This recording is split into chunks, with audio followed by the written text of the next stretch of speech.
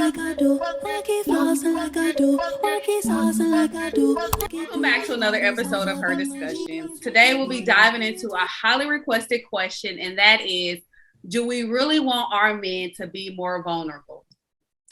So yeah, I would want my man to be able to open up to me and talk to me about any concerns or anything like that. I wouldn't look at it as him being weak or anything like that. Just a man to open up to his woman, and I would feel like that as a compliment or something like that. Or I would feel good about my man being able to want to come to me and to be able to talk to me.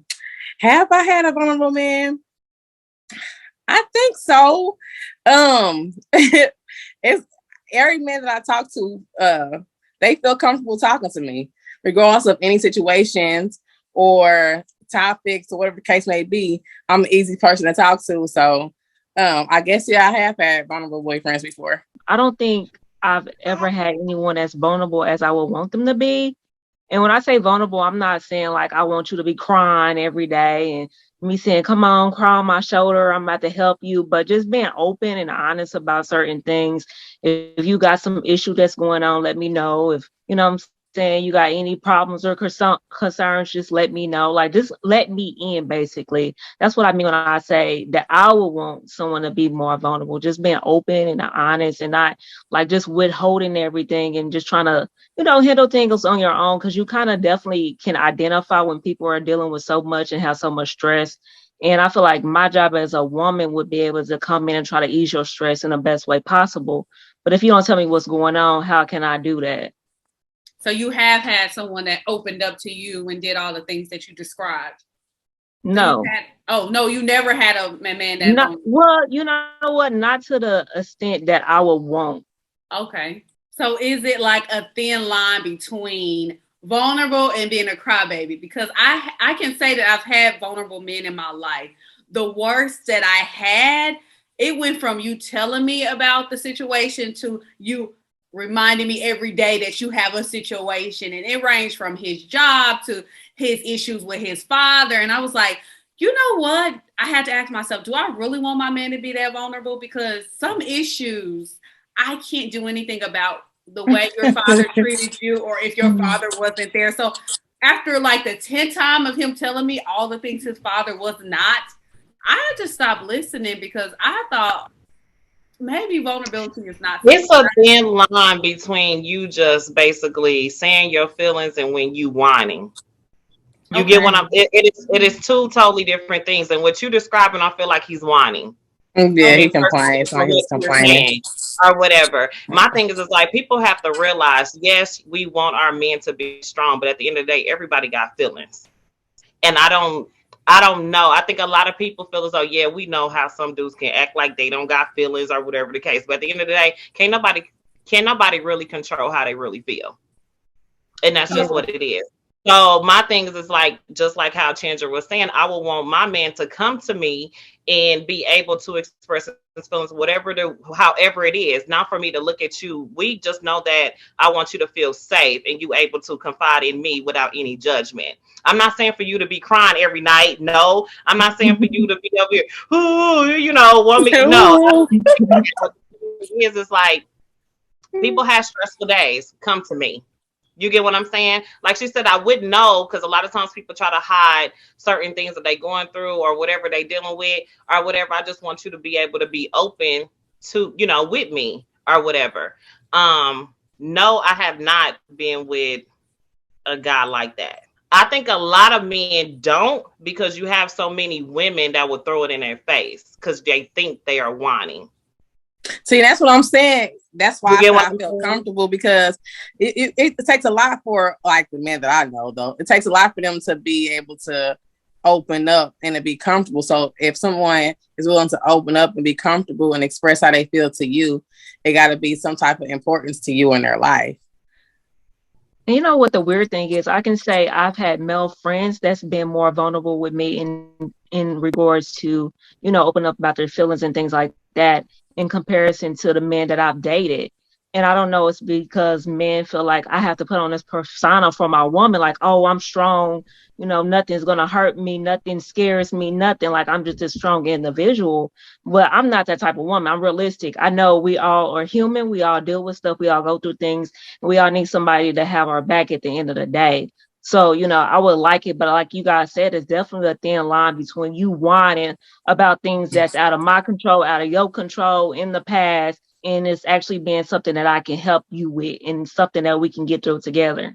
So Tara, you were saying that you said men when they are vulnerable, sometimes they feel like women are gonna look at them differently. So has there ever been a time where a man was vulnerable with you and you looked at him differently? Because I can say that I have, because like you said, it is a borderline between you being vulnerable and then you're whining. So now I have to decide, how do I approach this conversation with you? Because I want you to feel like you can come and tell me everything, but I don't want you whining to me about it. And then my personality is, if you give me a problem, my first instinct is to solve it. So if it doesn't need to be solved, then I'm sitting here looking like, okay, so now you want me to listen. But then after I've listened 10 times about this issue, now I'm like, are you going to do something or you want me to do something for you? So how do you approach those situations where it's like, okay, I want you to be vulnerable, but like stay at 1 through 5. When you get to 5 through 10, I don't want to hear it anymore. Like this is it. Without crushing their egos. I'm saying it goes back to how it is with you and this person, how deep your relationship is, and trust too. Of course, you don't want nobody that's going to be complaining or nothing like that after the 10th time or whatever the case may be. But if that's the person and that's how he is, he needs to find that right person with him that can help him correct that. That's not you. And that's fine. That's okay. That's okay. Because it's a lot of people have daddy issues and mommy issues, but there's also people that can match that that they can be with, they can work with that. The thing is, I don't need to be with nobody if they got them issues. That's something that they have to deal with self. Like, yeah, no, that's true. That's absolutely true. If you find somebody else, but there are people that's willing to do that. There is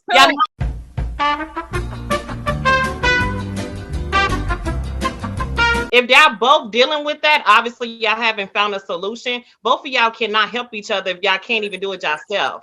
That's true. I don't agree. What I'm saying is, I don't agree. You don't agree with what? I don't agree when they have to do, especially with specifically where we're talking about, your daddy issues, mama issues. There's no relationship that's going to help you deal with that. That is something that is completely way deeper, and that you actually possibly need to go to therapy or whatever the case may be for you to be able to deal with that. I don't feel as though a relationship can help you with that. And then they not have necessarily have to be in a relationship though, Nay. We're just talking about as far as and wanting to come and talk to you. If you're having issues with someone coming to talk to you, if you want, that's a problem. If you can't go talk to your friend, then that's not your friend. What I'm saying is, I don't mind you confiding, but if you're trying to help me heal you, I can't. It's not for me too, because I'm not going to be able to. Exactly. That's what I'm saying. She's not asking for somebody to come heal. We're just asking somebody to come talk to. You're shutting them down already just by talking to them. Okay. I guess when it comes to me, when my tank has ran out, I can't give you more than I have available in my reservoir to give you. So, like Tiara said, I'm probably not the one for right? But there's coming back. Maybe Tiara, she might be that one that she's like, "Hey, I'm here," and me and Delisa were like, "You got 5 times. Like, I can't do nothing. Therapy might help. Have you tried reaching out to your father and your mother? Maybe you should talk to them about that. I'm not trained in that." So yeah, maybe I'm just not the one. You're just not the person. But there's somebody that might be out there for that person that can work with that. She's just not that person.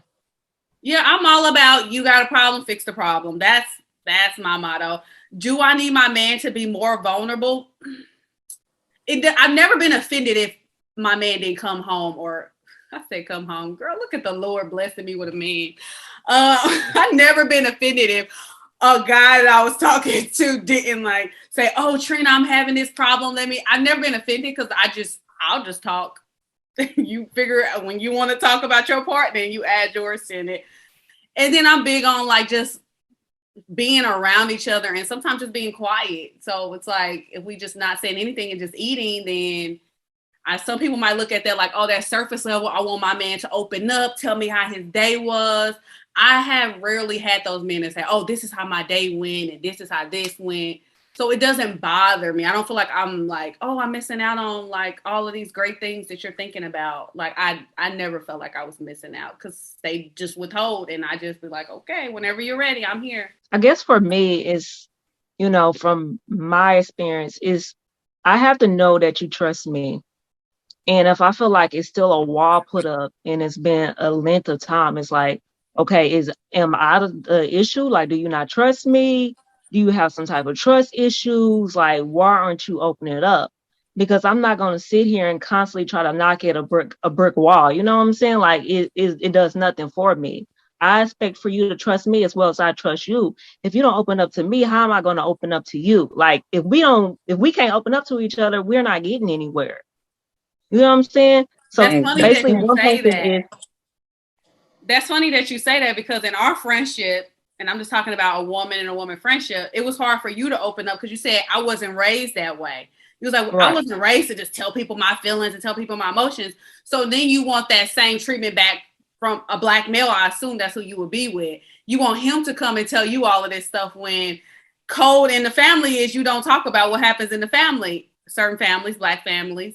And that is something that me and Chandra, we used to talk about that because you never wanted to open up. And it took you many years to open up. And you still don't open up about everything. Yep, that's so true.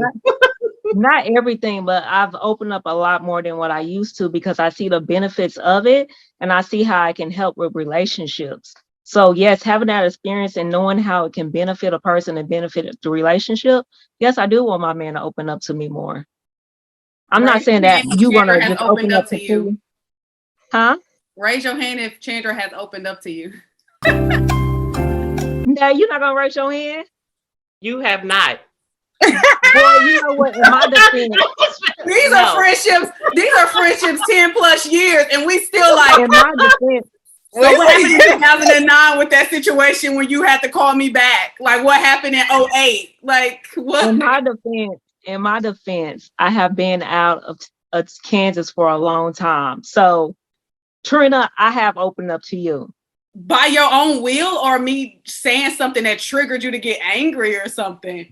No, my own will. I think everyone has their own timing. Like you can't put timing on it, but you as the individual have the ability to say, okay, now I've been waiting this whole time. Like this ain't worth it. I'm gonna leave you alone because apparently it just ain't working. Like everybody has that capability. You don't ever have to feel like you're forced to stay in relationships, friendships, romantic relationships, jobs. No, I'm just saying, I'm not saying our friendships. I'm just saying in general, like if you feel like you're not getting out what you're supposed to receive for those relationships, like you should never feel like you have to be deemed to stay. And if you leave, then it's going to be an issue. Because at the end of the day, everyone has to do what's best for them. And if it's not best for you, then hey. It sound like I'm sorry, I had to at the beginning. No, you gotta, when they come up with excuses of why the reason why I didn't call you back was because my mama went out of town.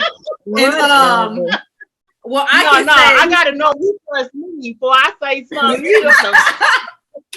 Well, I can say to answer that, Chandra, no, I would never want to end our friendship based on you not opening up to me because I trust that whatever information you don't want to give me, whenever you are ready, I'm here to listen to it. I know that you're coming from a good place if you don't tell me all your family history and everything you've been through. Like, the difference when somebody just holding in just to get your information. You get what I'm saying? And me not, do you get what I'm trying to say? Like, you can tell, she's not trying to do that to withhold because she wants to. Yeah. I mean, wait. How we make this about me? We all know you. That's crazy. No, we don't even know who you are. We all know you, and we don't even mind. We don't even care. We don't even care that we don't know all the information. Right. Like I said, I'm learning stuff from 2009. I'm like, I guess one day we'll get called up on 2020. I'm still trying to figure out where she went that day. She dropped us off at that club and then come back to get us that day. I still haven't figured that out. What year was that, T? What year was that? Like 2010. I swear. That was in 2010. That was in 2010. Stuff, man. Anyway, I feel like it's completely different when you're talking about a friendship and you're talking about a relationship. It's a with somebody that relationship. you want to spend the rest of your life with. I'll go to the next question. What makes you lose interest in a man that you were once interested in? Plain and I don't know. The simplest things turns me off with a man. Like, say for instance, like this dude. I was just all for this dude, but then it's just like it's who he messed with, like the people that he decided that to mess with. And I'm just like, I'm so past all of that. Like, I mean this in the most humblest way. Like, I cannot deal with you because look who you deal with. Your like, past, his resume shows that he's not fit. Huh? I said his resume does not look too good. Yeah, it is a little shaky. Like, I don't know. So just by him dealing with who he's dealing with, it just made me not like him. No, I'm just so disgusted. Like, it turned my stomach. That's how bad it was. It's like, and I'm like, he hella cool. And he was everything, but just like the people he's dealing with, that just turned me off. So it's the smallest things turn me off. Something simple as that. He can't upgrade and change his mind and want somebody different. Because why you like that? For real, like, I mean, they like you. I need somebody to, you gonna have to be able to. But then they like you. What if they taste change? Yeah, and that's what I'm saying. They like me. So, like, why are you liking me if I'm up here and that person is right here? How are you looking at me? Wasn't that past tense though? Wasn't that past tense? He upgraded. Upgrade.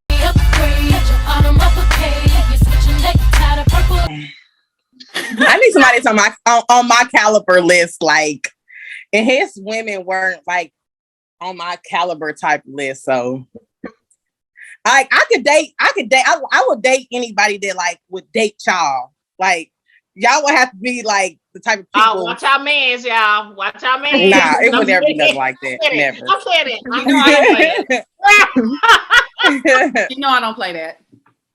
You know what? I think initially when you meet people, like everybody and everything is like, cool, you like this person, cool, I like this person. But I think as you get to know them, you notice like some of them really ain't got shit to talk about. So you be like, I mean, you kind of boring. Like, I mean, you don't interest me. I ain't decided to talk to you. I can't wait to. Sometimes like it's some men that I be dreading, like, oh my goodness, now he want to talk. I don't feel like talking to him. You know, and I think after a while, once all the excitement goes away, like the fireworks that you get and the butterflies, I mean, they don't have anything else to keep your interest. So you don't want to be bored. I want a man who knows how to have a conversation. Like, I'm big on communication. So I like a man who knows how to have conversation. And if he don't, I just get bored. It's a lot of them are stupid. It's a lot of people that really don't have common sense. Okay. And again, they don't even know how to hold a simple conversation as always. And I know I said this before. What you doing?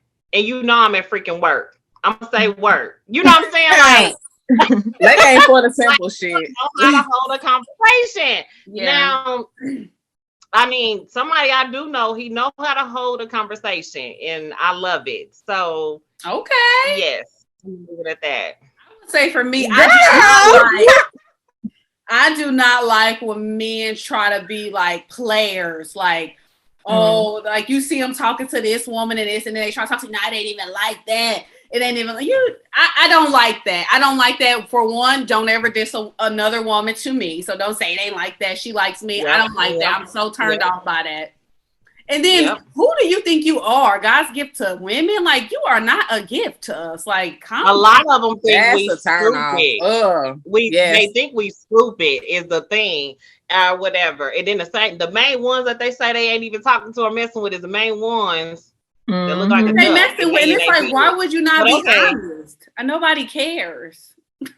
That's another thing I don't like. I do not like men that are full of themselves. Like, I just cannot deal with a man that's just all about himself or just thinks so highly of himself. It's so unattractive to me. Like, I'm a type of person, I just like shit to speak for itself. Like, I was always taught the loudest motherfucker in the room is usually the broker. So you ain't gotta pretend like to be nothing to me. You ain't gotta do all of that. Just you know what I'm saying? Let me see. Let me go with the flow. You know what I'm saying? I feel you out. You ain't gotta be extra. Our next question comes from social media. The case is, today I found out my 7-year-old daughter really did lie about my husband's other girlfriend as revenge for being grounded, and that he never cheated on me at all.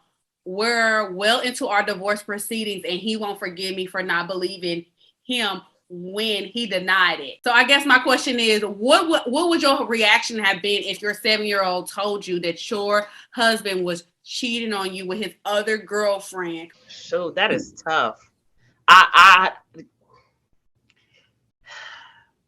That is tough because you want to believe your child, right? As well as you possibly want to believe your husband is right, but then you like, no, my daughter is not going to lie to me. And now that your daughter told you the truth, you ain't going to never believe what the hell your daughter say. And I feel so sad for that. You get what I'm saying? Because now you're not going to trust her. I was just speechless. I just was like, that's jacked up. Yeah. I don't know. You don't know. Certain things I would have to know boundaries to. Like, I would trust everything that my daughter would tell me. Don't get me wrong, but it would come to certain situations that I would have to take a step back and understand where, well, she has to stay in a child's place. When it comes to anything like that involves her, strictly just her, and she has to come to me and address any situation and she wants me to listen to her, then I will listen to her. But when it comes to her coming to tell me anything that involves grown-up situations and things of that nature, I will think I would want her to pump her brakes a little bit. So I will have to express to her, when it comes to you and you directly, with you being a kid, if you have to talk to me, and when it comes to anything in regards to your body or any situation that pertains to that, you come to me and I'm going to believe you, and I want you to be able to come to me, and I'm going to trust that. But when it comes to certain things that has to do with just adults, you could tell me, but I can't promise you that things will go your way, should I say. I will have to look more into it. Yeah. You have to do more research, investigation. Yeah. But me, I'm, anytime somebody tells me I'm always asking like 1,000 questions anyway. Like, where was they at? What the lady look like? What was that? So I feel like my investigator cat would immediately go on like, what time was this? What time did you say it was? So I think it's just not choosing a side, but basically just trying to get to the truth. Like, get the facts out. And then when I get the facts, decide, okay, which way I'm going to move in. I like how right, because I'm like, my question was like, what was the wife doing to drive him into divorce? You get what I'm saying? Like, was she was accusing him of cheating? Was she? I mean, obviously, okay, yeah, if somebody can accuse, not the first time you saying it, where I'm like, okay, I'm getting a divorce. So I'm like, what else was she doing? Do you get what I'm saying? Like, that could possibly want to end it though. It's like, what all were you doing for him to drive him to be like, you know what? You don't believe me? I'm gonna go ahead and get this divorce. Or did she actually was the one that was like, no, I'm getting a divorce without an explanation? You get what I'm saying? So that's why I was like, it's just a lot of different things. Delisa, you feel like there's something in the background that she already has some insecurities about her man cheating. So that was just like the icing on the cake. I feel like I'm like Chandra. I need to know all sides of the story. Exactly. We're talking about like 2 incomes going to 1 income.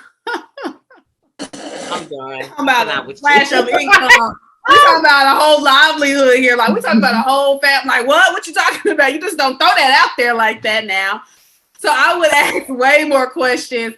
And I will get an understanding of where she's coming from. So if she's mad because she's on punishment and now she's telling me this to throw it in my face, now I'm thinking like, why didn't you tell me before? Why is it something you bringing up now that you're on punishment? So I'm trying to do some little investigation in the background. But I say that I don't have children, so I don't know the severity of second guessing your child. I don't know what that does to them when they get older. So I don't know that impact. And I'm assuming that it might be detrimental if you find out 10 years later that actually he was cheating, your daughter was right, and now your daughter doesn't feel like you trust her. Or you have to pick your poison. You got to pick your poison, but you got to do some good researching with it. Yeah, that's what I said, because you're breaking up a whole household now. Wait a minute.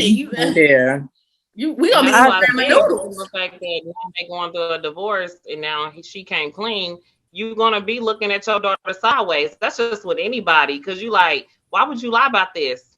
And now I'm going through this. You get what I'm saying? It's tough. That's tough. I definitely think it was something brewing too. Now that they say that, because I don't think it could be like one thing to make people want to say, okay, now I'm getting this divorce and that's final. I don't even know if this is true. Like, you know, as far as cheating, it would be a totally different situation if like somebody touched somebody, you know, daughter. That's completely like, that's a totally different situation. But like cheating and then you just saying, okay, I'm willing to get this divorce. Like it had to be, well, in my mind, it had to be like some other stuff that's building up until it got to the breaking point. Like, you know what, that's it.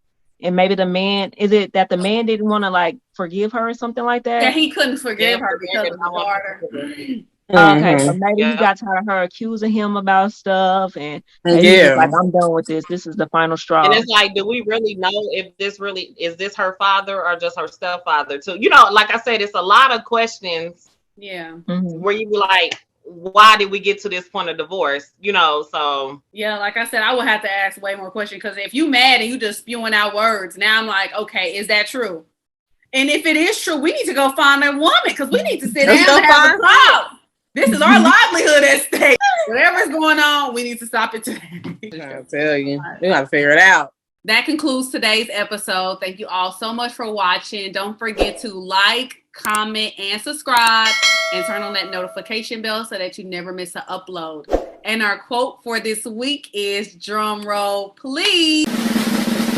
Vulnerability is not winning or losing. It's having the courage to show up and be seen when you have no control over the outcome. Vulnerability is not a weakness. It's our greatest measure of courage. Thank you so much for watching. Bye. Bye. Bye.